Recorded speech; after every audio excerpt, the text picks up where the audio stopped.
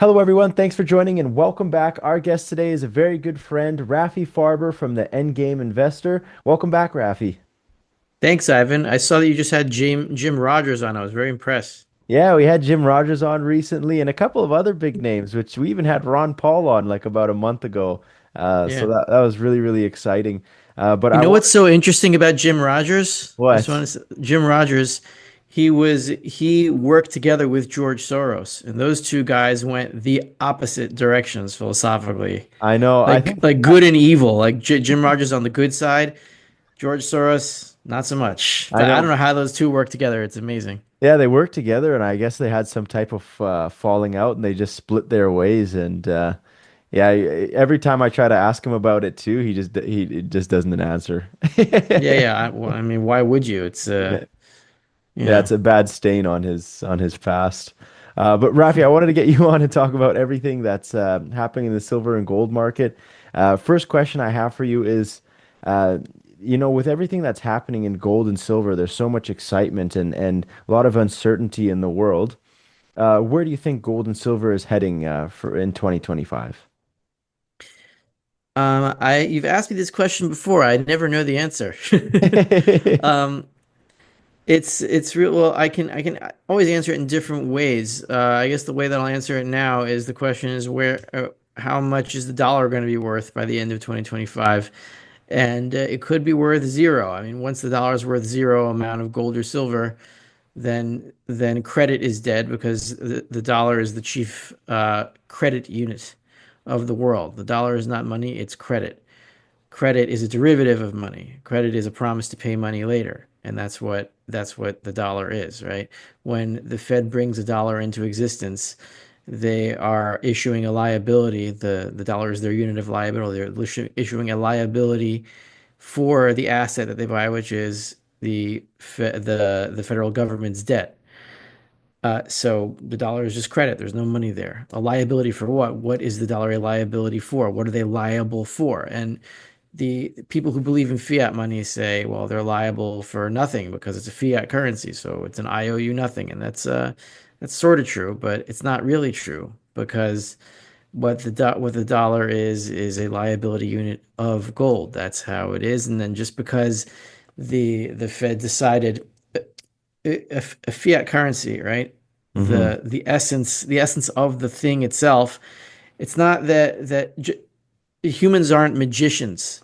We can't just say abracadabra and something exists. We can't say abracadabra and then prices are established, right? We Right. can't just say abracadabra and we float in the middle of a gravity planet. It doesn't work.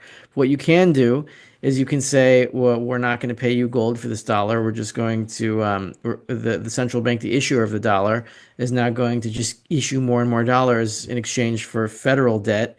And then as long as we're in a tug of war of debt, that tension of the creditor and the debtor pulling on each other and demanding dollars for these relationships, that's what keeps the fiat currency alive. But essentially, it's gold and silver. So you're asking me, what is the gold and silver value of the dollar going to be by the end of the year? I don't know. It's going to be lower than it is now. But is it going to go to zero? It could go to zero, and that's the end game. When it goes to zero, then nobody can use the dollar for anything anymore because a credit that is not worth any amount of gold or silver means credit that is not worth any money. So credit Right. that's not worth any money is dead credit. Dead credit is like you default on your credit card. So therefore, what does the credit card company do? They say, well, we're going to write that off. That's not our asset anymore. It doesn't exist. So once the dollar is no longer worth any amount of real money, which is gold and silver, the credit erases.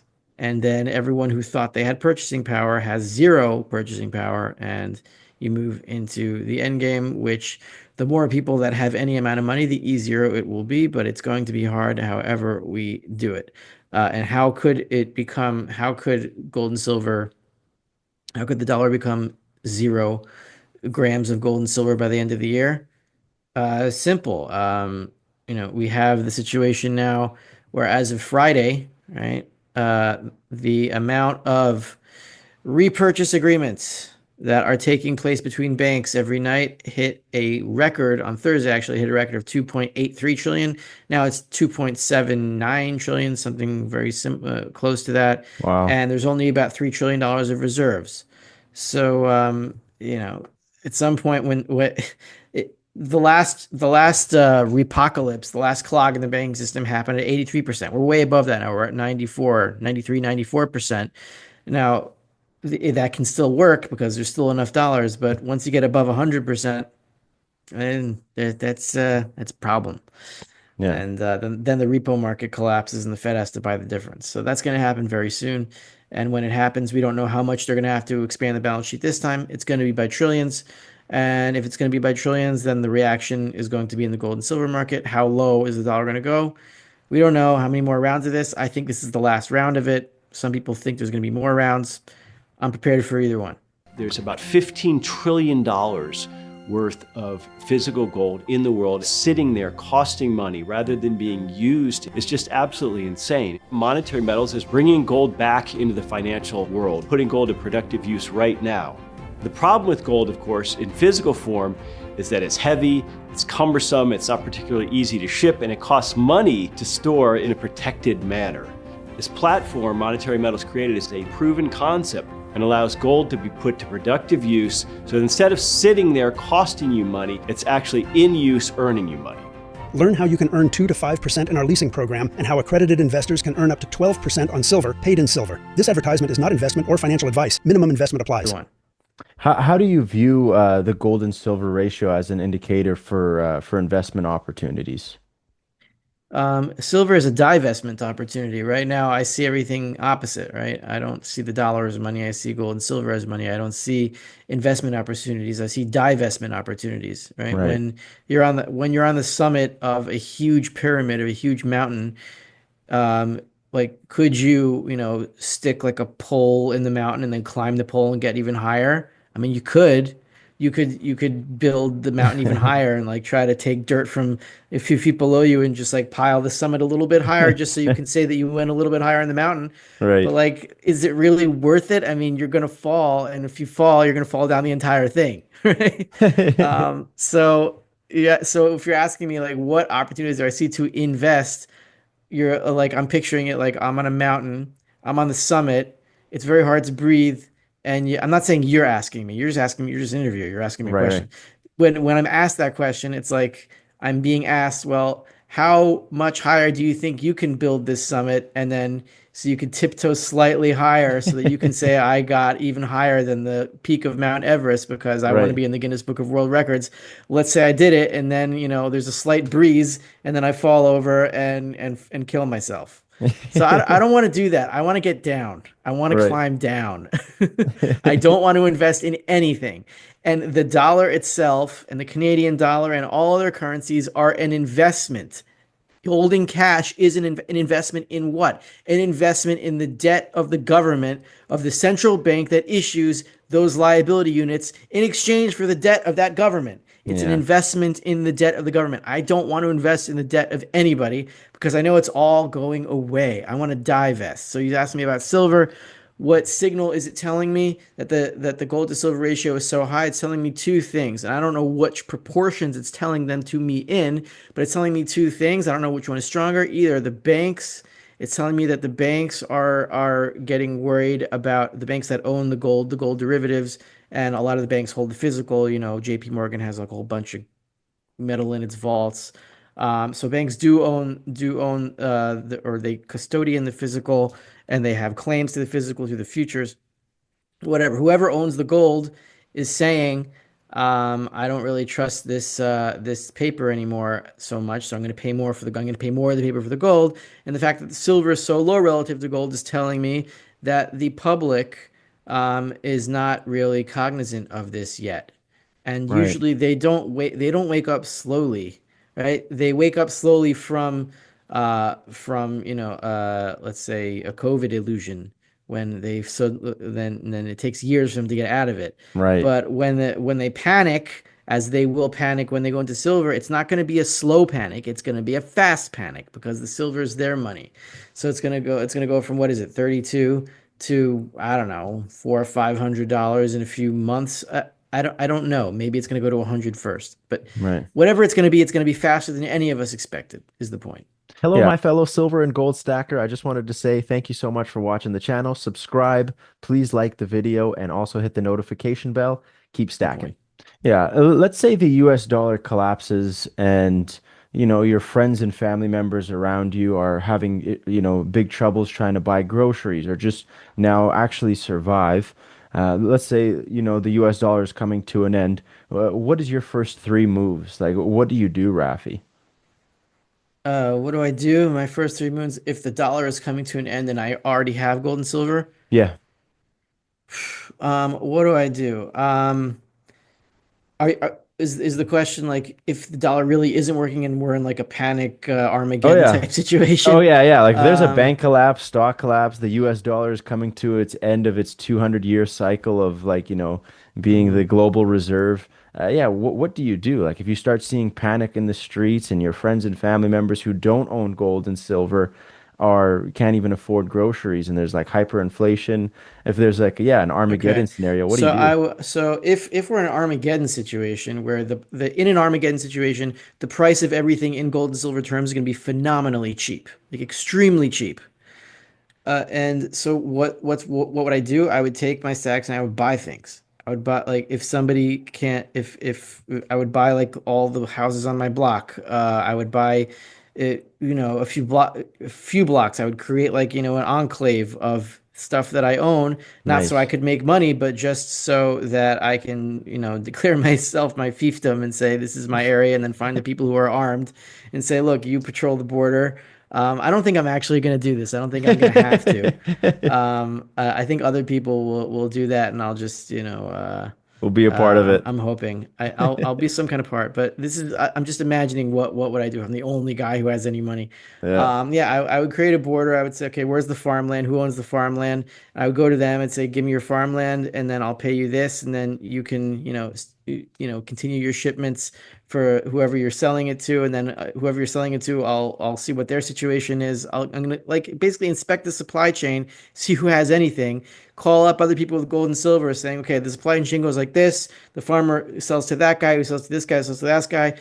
Everybody, you have this amount, you have that amount. You go, you buy that guy, you buy this guy, you buy that guy, and then we'll have a functioning supply chain right here in our little area, Yeah, you and have then we build a can get community. yeah we can get things going because basically the problem with an apocalypse or an Armageddon like that is not that it's not like a war apocalypse where all the capital is destroyed, like there's a nuclear bomb and then it's just like a big hole and there's nothing there. Everything is still there. There's just no fuel to run it. It's like your car runs out of gas, so you got to find someone with gas. So instead of finding someone with gas, you find someone with money. Then you say put the gas in there, put the gas in there, and then you get it moving again. Right. But in small localized circles. You're not trying to like restart the entire planet. It's not going to Yeah. work. You try to restart small circles. It would be like the illusion of wealth being collapsing in people's eyes, what they think real money is.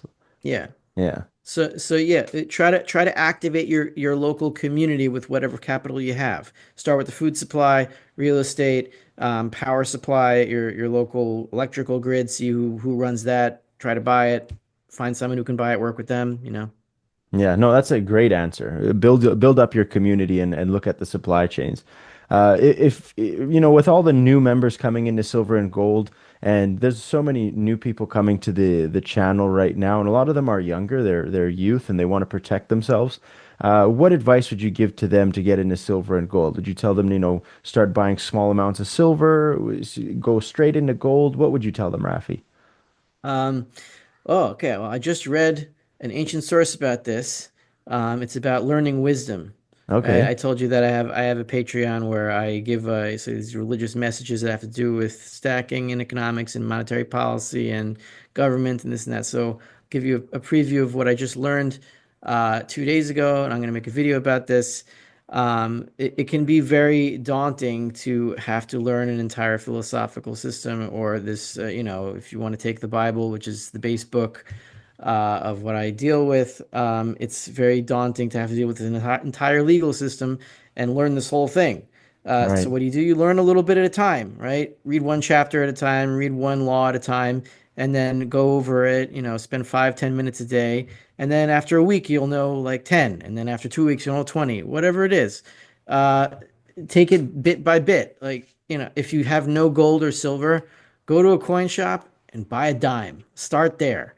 And you can tell me, well, you're sending mixed messages. You're saying it's going to happen in a few months, and then you're saying go buy a dime. Well, you have to start somewhere. And Right. at this point, I'm hoping that you have more than a dime, but take it one thing at a time. Just see what it's like to hold some real money. If you like it, get some more.